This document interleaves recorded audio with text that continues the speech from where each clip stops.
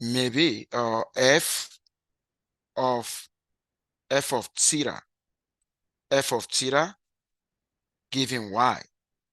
Okay, f of theta given y. Okay, now the Bayes estimator now is actually going to be using this particular function to find the mean, which is going to be, we're looking for expected value of theta given y. That's a conditional mean. Now I need you to take a look at the definition here right now. We have y1 up to yn from the random sample. We can derive a likelihood function at the same time. Our parameter theta have a prior density of g of theta. Okay, then the Bayes estimator is going to be given like that, which is going to be expected value of the tau of theta given the data. Now I'm going to walk you through an example right now. You know, the other time we derive a posterior density when we combine Bernoulli as a likelihood distribution with a beta as a prior distribution. But let me tell you this, I told you beta distribution is actually a conjugate prior. It's a conjugate prior because the posterior distribution we're going to have is another beta distribution, except that the parameters will not be the same. Okay, when you take a look at what I'm having right now, okay, this is looking like a beta distribution, but this is actually a posterior distribution because the alpha star is actually summation y plus alpha, and the beta star is summation means n minus summation y plus beta. I needed to take a look at that. Now let me tell you this.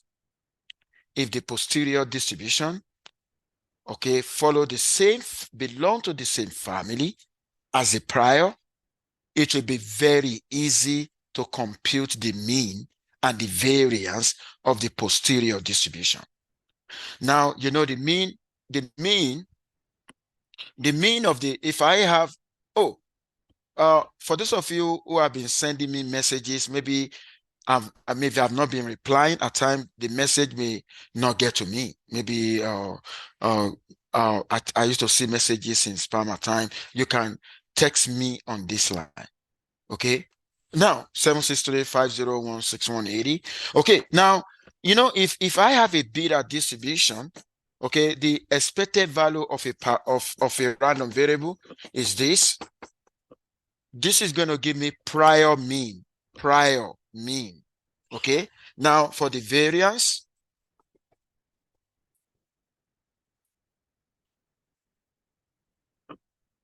this is going to be prior. I'm going to use this to get a prior variance. Do you know that if the posterior distribution belong to the same family as this, now if I want to get let's say I want for posterior now, you know what I'm going to do? So it's going to just star, star, star, star, star, star, star, star, star. And where my alpha star is that summation y plus alpha, you know, my alpha star is always going to be that for situation where I combine beta prior with the Bernoulli likelihood. Does that make sense to you now? So it will be easy. You're just going to use this to get your posterior mean and posterior variance. Okay. If I want to get, if you take a look at this, it said, okay, this is what I was trying to talk about. Can you see that? Okay. You just, what is your alpha star? Summation y plus alpha. Then you plug it in. So what I'm trying to say is that the estimate, if you take a look at this guy now, okay, this guy is going to ask the Bayes estimator, because the Bayes estimator is the mean of a posterior distribution. Does that make sense? That's exactly what we mean. Okay, that's a Bayes estimator. Okay, now, do you know I can give you another one? You know, when you take a look at I'm trying to talk about the estimate of P. I said the estimate of P is the posterior mean. Posterior mean is the same thing as Bayes estimator. Does that make sense? Posterior mean is the same as Bayes estimator. If I'm no longer interested in P, what if I'm interested in P into 1 minus P? At times I may want to find expected value of a P cap, or I may want to find expected value of P into 1 minus P. Okay, so what I'm trying to say is this. For the original Bayes estimator, okay, it is the same thing as expected value of P given your data. I can also find expected value of P into 1 minus P given data. Okay, now if I want to use, if you take a look at this guy, I call this a Bayes estimator. Okay, Bayes estimator for P. But this is another Bayes estimator for what? Now this is going to be Bayes estimator for P into 1 minus P. Do you see that? That's a Bayes estimator for P into 1 minus P. I need you to pay attention now. What am I going to do? Okay, take a look at this. I want to find this guy is the same thing as finding expected value of P into 1 minus P. Given that, what am I going to use if I want to find the expected value? I'm actually going to use a posterior distribution. Now, you remember what we always do. Oh, what we always do, expected value of a random variable for continuous is going to be whatever that random variable f of y, the y, that's what we normally do, right? We're going to do the same here. The posterior distribution, because when I combine beta with the Bernoulli, I'm actually going to have a posterior called beta. That's a continuous distribution. Now take a look at this guy. That is a posterior distribution. That is a random variable. Does that make sense? Now, before you integrate, you simplify. What is going to happen? P will multiply. You can see I got a P here. I got P into alpha star minus 1. Combine them. When you combine them, oh my God, when you combine them, you're actually going to have this guy. When you have that guy, you bring out, you remember this guy? You remember? Give me 1 second. You remember this guy? You remember this guy is a constant, right? If you bring it out, right? You're going to be left with this inside the integral. What are you going to use? The knowledge of a beta function of it, you're going to use a beta function, integral definition of a beta function. When you use integral definition of a beta function, that will be B into alpha star plus 1, comma, beta star plus 1. Is there anyone who doesn't understand? Did I just perform magic? Oh, did I just perform magic? If it is magic, please let me know. Okay, now this is what I'm saying.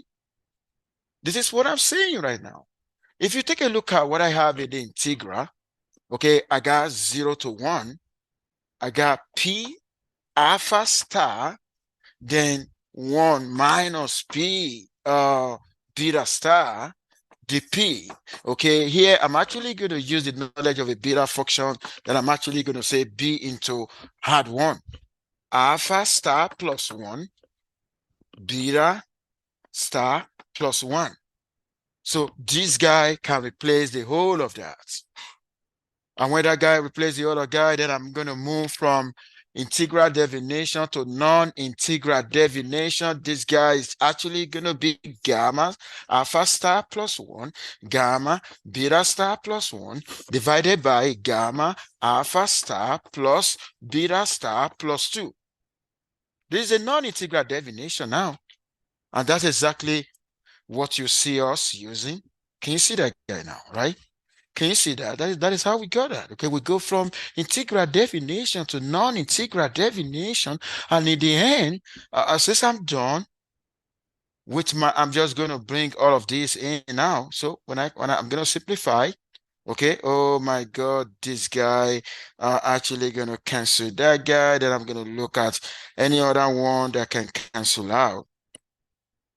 Okay, so gamma alpha cancel gamma alpha.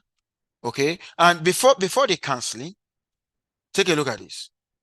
When I have this guy, gamma alpha plus 1 can be written as alpha gamma alpha because gamma 6.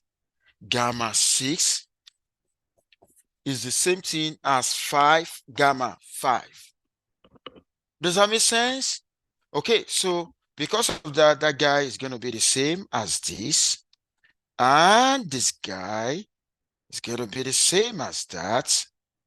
And before you know, the gamma alpha here, we cancel the gamma alpha here, the gamma beta here is going to cancel that. And at the end of the day, let me see what we got. So when you simplify, you're actually going to have this.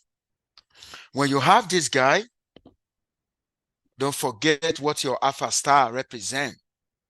Don't forget what your beta star represent. Then you're going to bring them in. When you bring them in, then we're actually going to get this guy. Take a look at that. Okay. Now, when you take a look at that, what am I telling the world? This guy is the Bayes estimator for P. That guy is the Bayes estimator for P into 1 minus P, which is the one I got there. Does that make sense to you now? That's what we mean by Bayes estimator. Any question before moving forward? Any question before moving forward? Okay, now it means you understand that. Then I'm going to go to the next slide. You know, I want to confirm to you in the exam, in the final exam, there's going to be a question on normal